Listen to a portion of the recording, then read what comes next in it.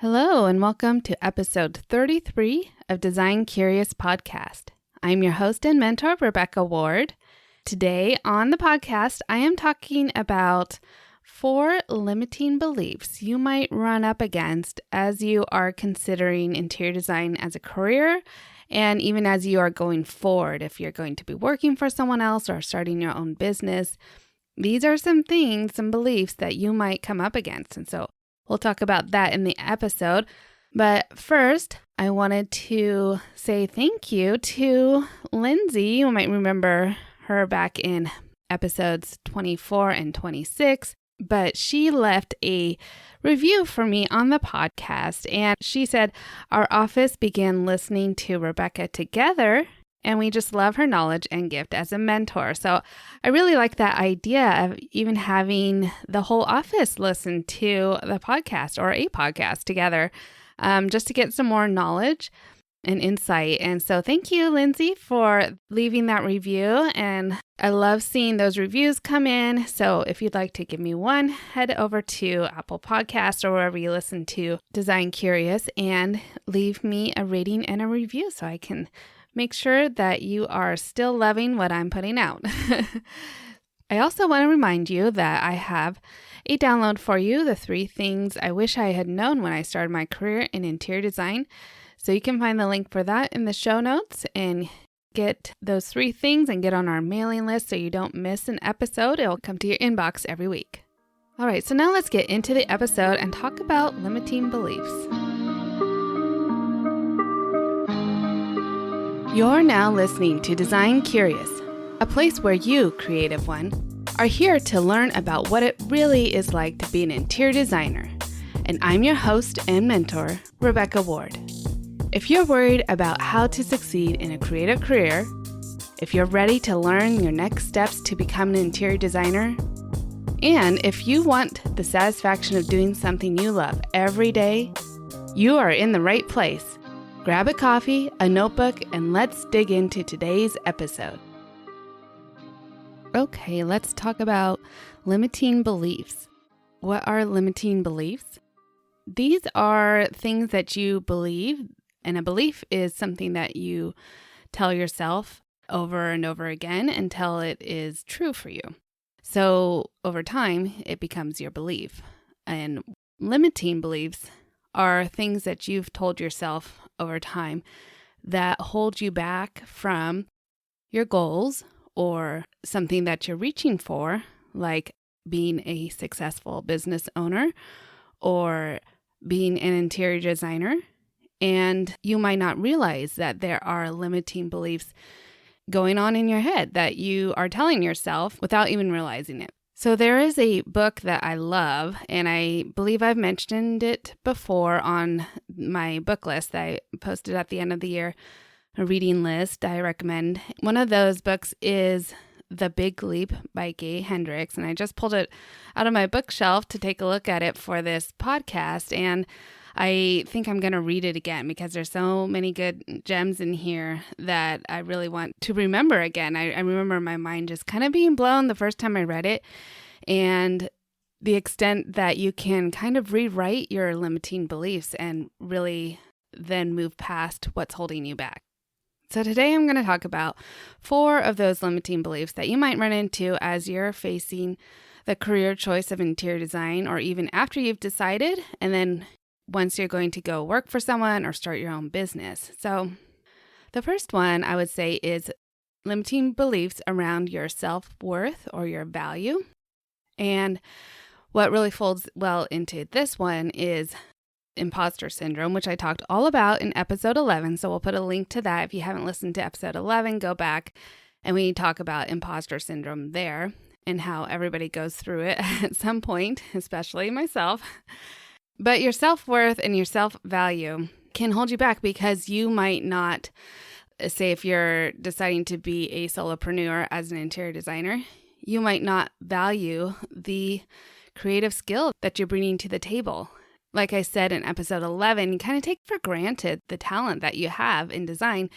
And you're like, who would pay for this? I don't know if I would pay myself this much money to get this because it seems like such an easy thing to do when in fact it is not for everyone. And so you need to value the talent and the skill that you've developed, ask for what you're worth, and not be held back by the belief that you are taking advantage of the other person by charging them $300 an hour or whatever it is, $1,000 for 2-hour consultation. Because in reality, that there is an exchange here happening.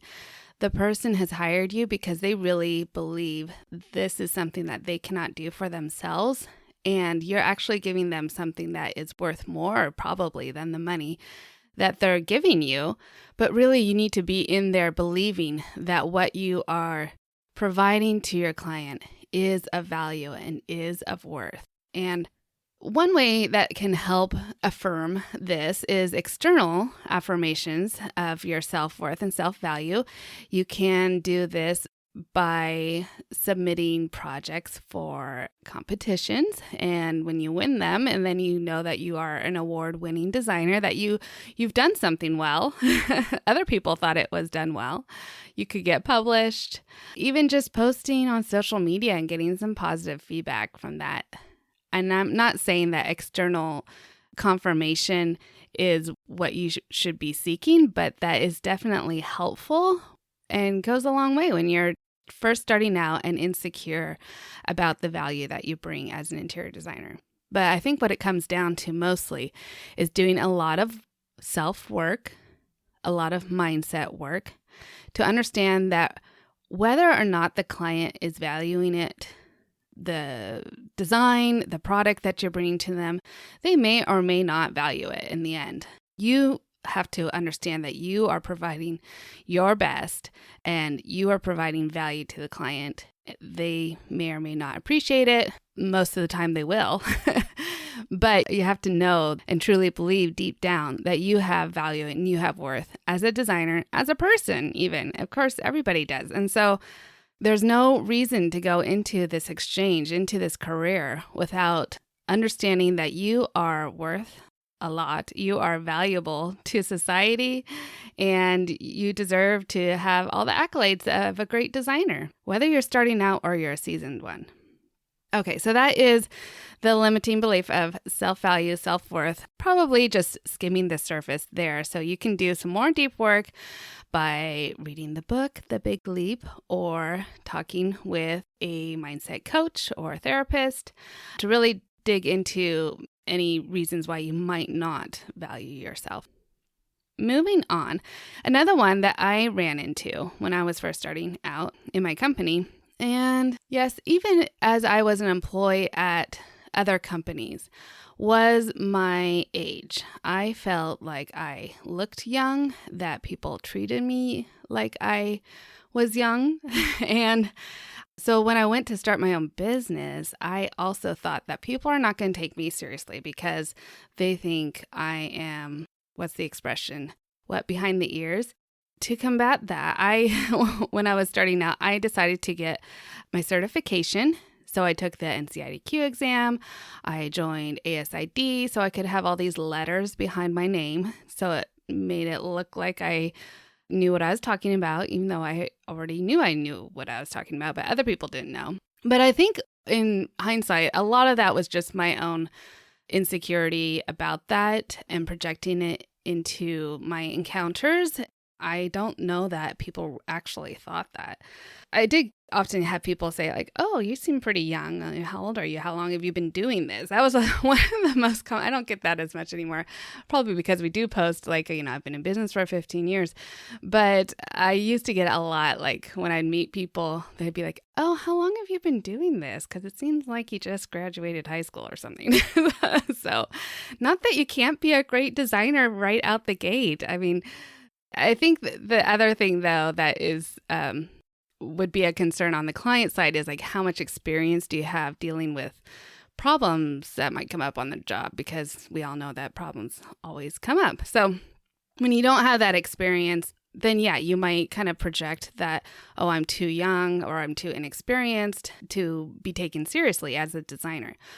Conversely, there's a lot of designers who are listening to this or thinking about getting into design, And this is their second or third or even fourth career choice. And they are more mature in age. And they might think that, hey, I'm too old to really get into this. No one's going to take a newbie seriously who is in their 50s or 60s getting into design. And I would say, like as I've talked about before with niching, that using your experience in other areas of life can definitely cross over into this career. And so even Yvonne Hardy had mentioned that back in episode 28, that her skills in aviation and planning and being organized really transferred well into this career. And so I would say for people on the other end of the spectrum that you have definitely nothing to worry about, that because you have all these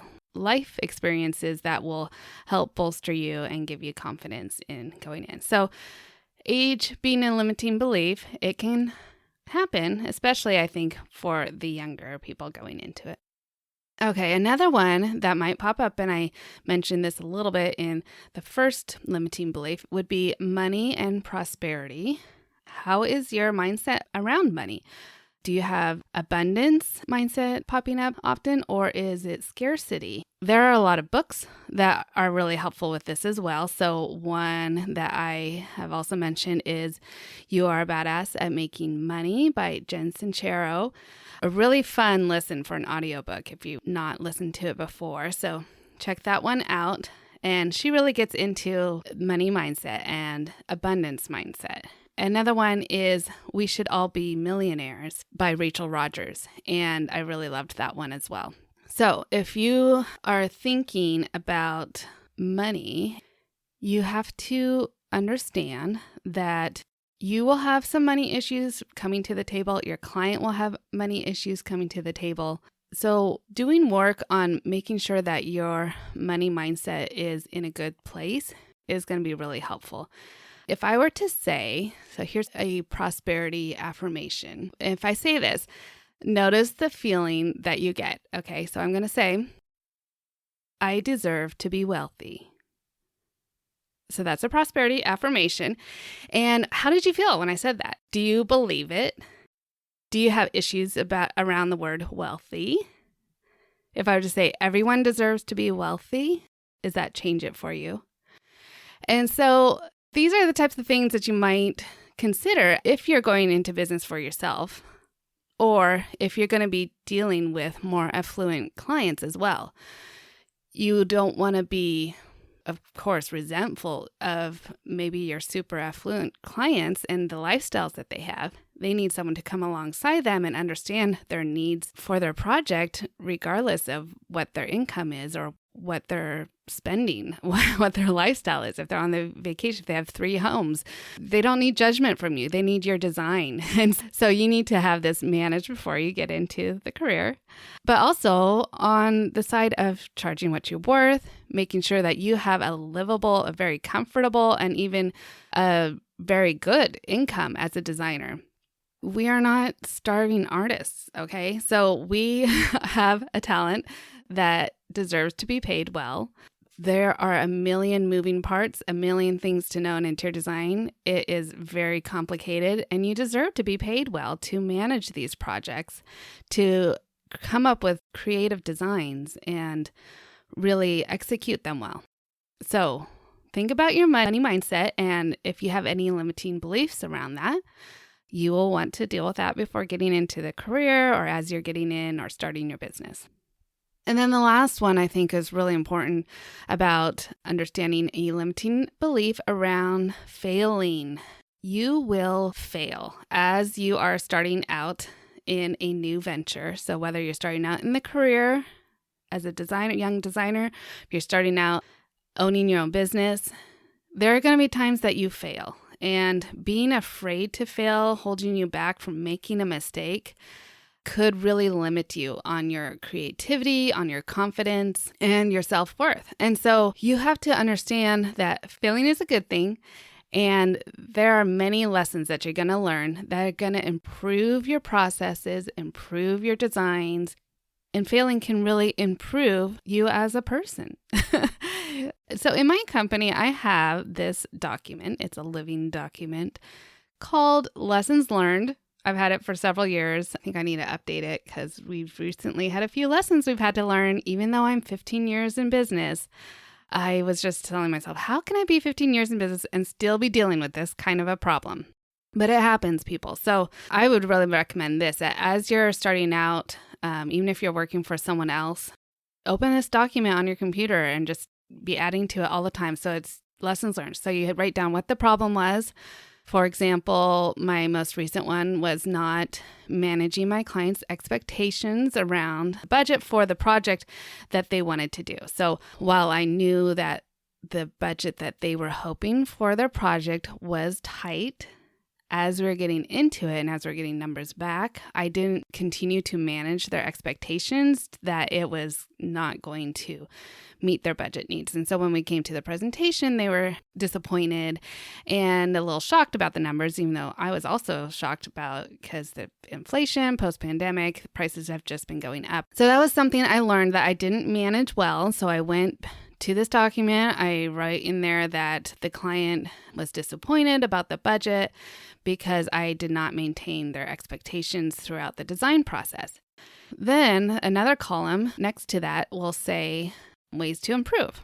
And so what I wrote in there was that I created a budget and timeline document that I am now going to give my clients at the very beginning. And we talk much more in detail about budgets, about what would work for them. Say, for example, they want to remodel their kitchen and their budget is $100,000. Can we do it on $100,000? Sometimes, yes, depending on the scope of work. But what often happens as we get into the design process, they'll be like, oh, I forgot to mention, I really want to upgrade my appliances. Okay, no problem. We can put together an appliance package. And then they come along like, I'd really like to add a wine fridge here. Can we have like a built-in over on this wall? Sure, we can add some more cabinets, put in a wine fridge. So the scope is creeping as we're doing the design. And then we are not saying, oh yeah, that is going to cost you an additional $20,000 in case, so now your budget is $120. Now your budget is $150. Is that okay? So that's something that I wasn't managing very well. And some clients, they'll come back and be like, yeah, no problem. We'll just increase our budget. Other people are like, no, I have a firm $100,000. I cannot go over that. And then we need to know that, of course. So before moving into the presentation, into the implementation phase. And so this is where I would bring up that document and we'll talk about the budget. We'll see how flexible they are, see how realistic they are. And unfortunately, at that point, I'm kind of bursting a few bubbles. They hoped that they could do the whole project for $200,000, but now it's looking like if they want to furnish it, it's going to be $350,000. So throwing numbers out like that can really be difficult of going back to the money talk, but see what your clients can handle. And it's a good process to talk about that in the beginning. And so I also wrote on my document that, so we're going to present this document at the initial consultation. They have time to look at it. We come back and meet with them again when we do measurements and talk about the design aesthetic, and then we will talk about the budget again and be like, you review this document. How do you feel about this? What if numbers came back and we're 100,000 over? How would you feel about that? So it's going to help me to be more thorough in my budget talks with the client. Also help manage their expectations so that if they know that we're going into the design and it's looking like it's going to be over, then they'll at least expect to see that at the presentation. Then we can help them phase it out or decide what's a priority and things like that. It always costs more than they expect. So I failed in that manner recently, and you will too. You're going to fail starting out. There's no way, even with coaching, even with mentoring, unfortunately, you can't get everything right every time. Because like I said, interior design is full of so many moving parts and so much knowledge to know. That's why you rely on your trades and other people to help you to bring them in. But you are going to fail, and you can't be afraid of that. You have to have a plan in place for when you do fail so that you know you can pick yourself back up. It's not so devastating. So those are the 4 limiting beliefs that I've identified for this podcast. And I'm sure there are a lot more, but that is plenty for today. There's a lot to think about.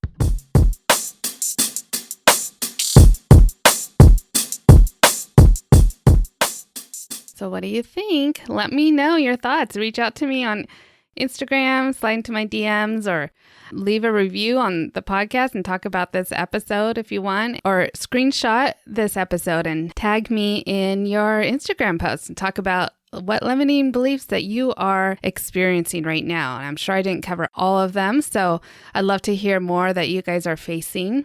Do check out that book, The Big Leap by Gay Hendricks. I'll put a link for that in the show notes.